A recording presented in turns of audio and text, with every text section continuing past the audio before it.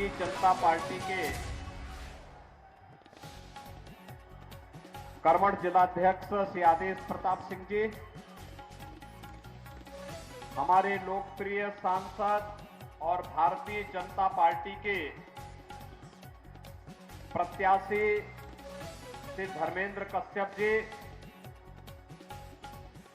लोकप्रिय विधायक फरीदपुर प्रोफेसर श्याम बिहारी लाल जी, मंच पर उपस्थित हमारे माननीय विधायकगण डॉक्टर राघवेंद्र शर्मा जी, डॉक्टर जयपाल सिंह व्यस्त जी, डॉक्टर हरि सिंह ढिल्लो जी, प्रदेश सरकार में मंत्री कुंवर ब्रजेश सिंह जी, इस क्लस्टर के प्रभारी पूर्व मंत्री श्री सुरेश राणा जी, विधान परिषद सदस्य और क्षेत्र के क्षेत्रीय प्रभारी श्री संतोष सिंह जी, मंच पर उपस्थित भारतीय जनता पार्टी के हमारे सभी पदाधिकारीगण और भारी संख्या में आंवला विधानसभा क्षेत्र से जुड़े हुए, आंवला संसदीय क्षेत्र से जुड़े हुए फरीदपुर विधानसभा के और संसदीय क्षेत्र से जुड़े हुए सभी मेरे उपस्थित बहनों और भाइयों, इस पावन धरा को जो पौराणिक भूमि है, इस पौराणिक भूमि को, ऐतिहासिक भूमि को कोटि कोटि नमन करते हुए मैं आप सबका हृदय से अभिनंदन करता हूं। बहनों और भाइयों, इस कलयुग के जो अवतार होने वाले हैं भगवान कल्कि महाराज श्री हरि के अवतार के रूप में, आज मैं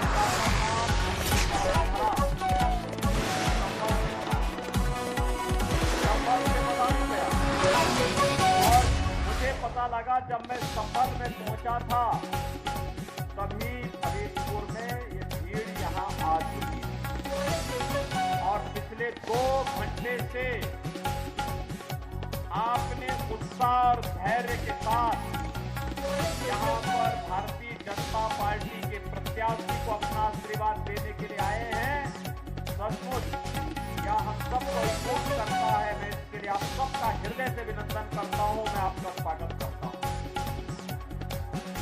बहनों और भाइयों, चुनाव के तीसरे चरण में आपको मतदान करना है। 7 मई को आप भी लोकतंत्र के महापर्व में भागीदार बनने जा रहे हैं और भारतवासियों के लिए लोकतंत्र का पर्व गौरव का क्षण होता है, क्योंकि यह पर्व ऐसा पर्व है जो हमें अपनी सरकार को अपनी पसंद की सरकार को चुनने का अधिकार देता है।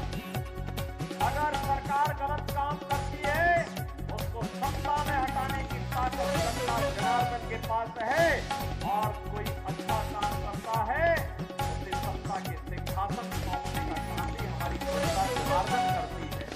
और इसलिए इसमें भागीदार बनना अपने लोकतंत्र को मजबूत करने के साथ, और बहनों और भाइयों, इस लोकतंत्र के महापर्व में आपसे अपील करने के लिए मैं आया हूं आपके बीच में। आपने देश के अंदर कांग्रेस, सपा, बसपा के कार्यकाल को देखा है।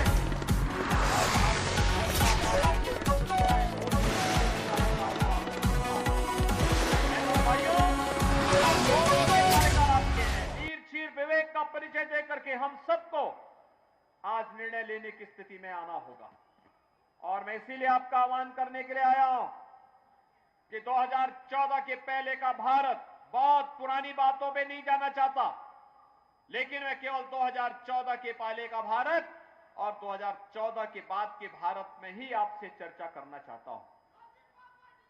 बहनों और भाइयों, 2014 के पहले का भारत दुनिया में सम्मान नहीं था, देश की सीमाएं सुरक्षित नहीं थी, आतंकवादी गतिविधियां बढ़ रही थी, जगह जगह विस्फोट हो रहे थे, नक्सलवाद तेजी के साथ पांव पसार रहा था और बहनों और भाइयों, विकास के कार्य ठप पड़े थे क्योंकि भ्रष्टाचार चरम पर था, गरीब कल्याणकारी योजनाएं ना के बराबर थी, बेटी और व्यापारी दोनों सुरक्षित थी, और आस्था के साथ खिलवाड़ होता था, तब की सरकारें कहती थी, कांग्रेस की सरकार कहती थी कि राम हुए ही नहीं, कृष्ण हुए ही नहीं, और समाजवादी पार्टी के लोग कहते थे कि अगर जय श्री राम बोलोगे तो अंदर बंद कर देंगे, और अयोध्या कोई जाएगा तो अयोध्या के बारे में कहते थे कि परिंदा भी पर नहीं मार सकता। बोलते थे ना, बोलते थे ना। और 2014 के बाद का भारत देखिए, दुनिया में सम्मान बढ़ रहा है, सीमाएं सुरक्षित हैं, आतंकवाद और नक्सलवाद पूरी तरह समाप्त हुआ है। अब तो कहीं जोर से पटाखा भी फट जाए ना, तो सबसे पहले पाकिस्तान सफाई देता है कि नहीं, मेरा इसमें हाथ नहीं है, क्योंकि उसे मालूम है ये नया भारत है। नया भारत छेड़ता नहीं है, लेकिन कोई छेड़ता है तो छोड़ता भी नहीं है। और इसीलिए पाकिस्तान सबसे पहले सफाई देता है, कहता साहब मेरा हाथ नहीं है। बहनों और भाइयों, एक तरफ सुरक्षा और सम्मान, और दूसरी तरफ विकास और लोक कल्याण। विकास के कार्यों के लिए highway, railway, metro, IIT, IIM, medical college, हर घर नल की योजना, ये भी मिल रही है। और साथ साथ गरीब कल्याणकारी योजनाओं में केवल आपको मैं तुलना करना चाहता हूं बहनों भाइयों, आप कांग्रेस सपा बसपा की सरकार को देखे होंगे, 2014 के पहले लोग भूख से मरते थे, किसान आत्महत्या करता था, नौजवान पलायन करता था, बेटी और व्यापारी सुरक्षित नहीं थी।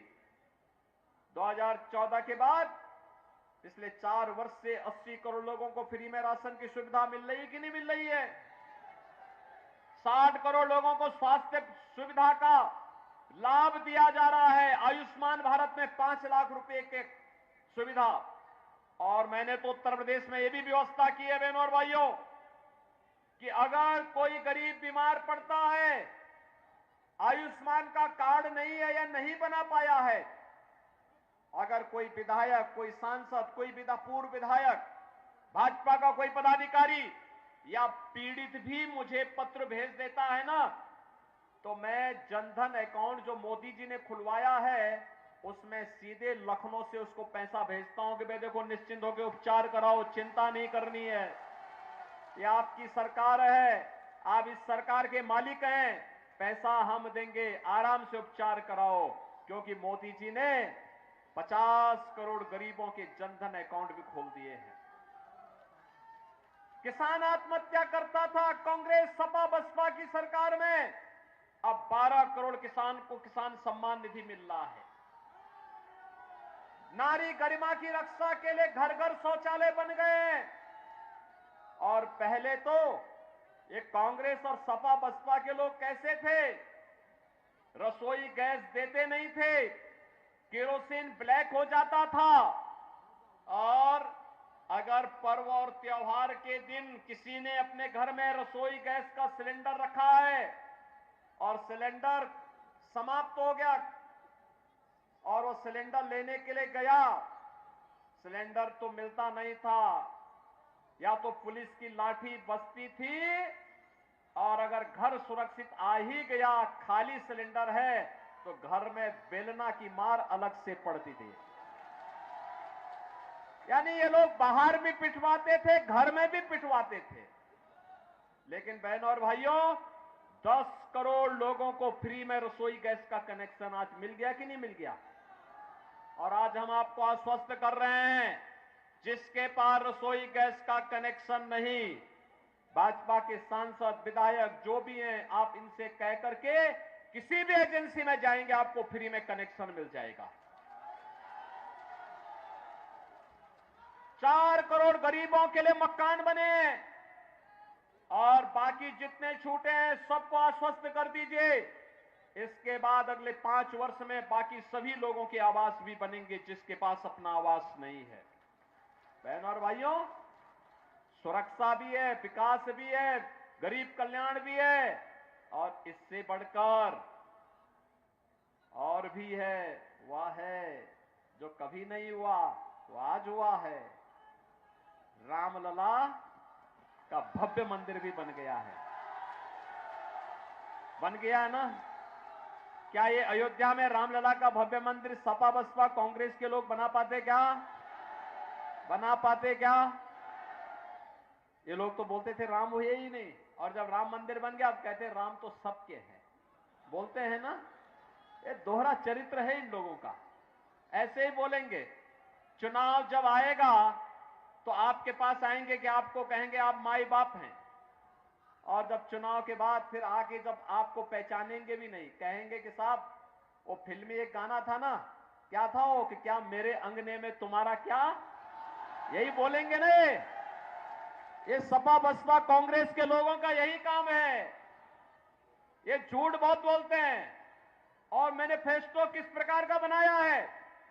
मैनिफेस्टो कांग्रेस ने बनाया है, कहते हैं कि अगर कांग्रेस नेतृत्व की सरकार बन गई जिसको कि समाजवादी पार्टी समर्थन करेगी, तो उसके बारे में क्या कहते हैं कि हम लोग अल्पसंख्यकों के लिए खाने पीने की पूरी स्वतंत्रता देंगे, उनकी पसंद का खान पान। बहनों और भाइयों, मैं पूछना चाहता हूं, ऐसा कौन सा खान पान है जिसको बहुसंख्यक समाज नापसंद करता है और वे पसंद करते हैं?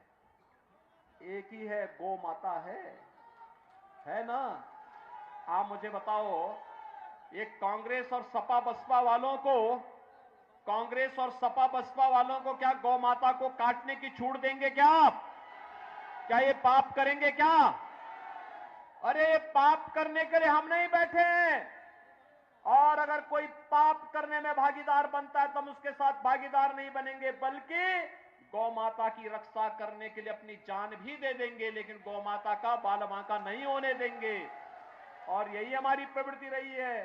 अरे अयोध्या के राजा महाराज दिलीप ने तो गौ माता को शेर के मुंह से छुड़ाया था, और क्या कहा था? कहा था कि साहब, शेर को कहा कि मैं अपने को तुम्हें प्रस्तुत कर रहा हूं, लेकिन गौ माता को छेड़ना मत। जब ऐसे धर्मात्मा होते हैं तब बहनों और भाइयों, तब उस कुल में राम जैसा पुत्र पैदा होता है। साक्षात हरि विष्णु भगवान उस वहां जन्म लेते हैं, उतार लेते हैं। और आज ये कांग्रेस और सपा के लोगों को क्या हो गया? ये कहते हैं हम उनकी रुचि के अनुसार खान पान की स्वतंत्रता देंगे। ये गफलत में है। अरे उत्तर प्रदेश में हम लोग गौ कसी करने की बात तो दूर, कोई उसके बारे में भी सोचेगा ना तो उसको जहन्नम के द्वार उसके लिए पहले खुल जाएंगे, गौ हत्या बाद में करेगा।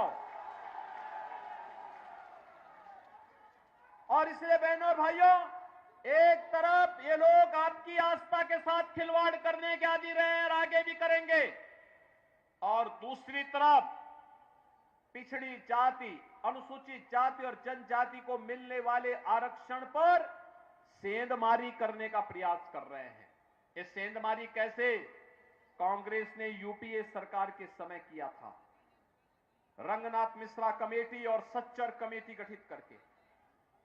उस समय इन्होंने प्रयास किया था कि पिछड़ी जाति को मिलने वाले आरक्षण में से 6% मुसलमानों को दे दिया जाए, अनुसूचित जाति को मिलने वाले 21% आरक्षण में से कुछ आरक्षण सच्चर कमेटी के अनुसार कुछ मुसलमान जातियों को अनुसूचित जाति में शामिल करके उनको यह आरक्षण दे दिया जाए।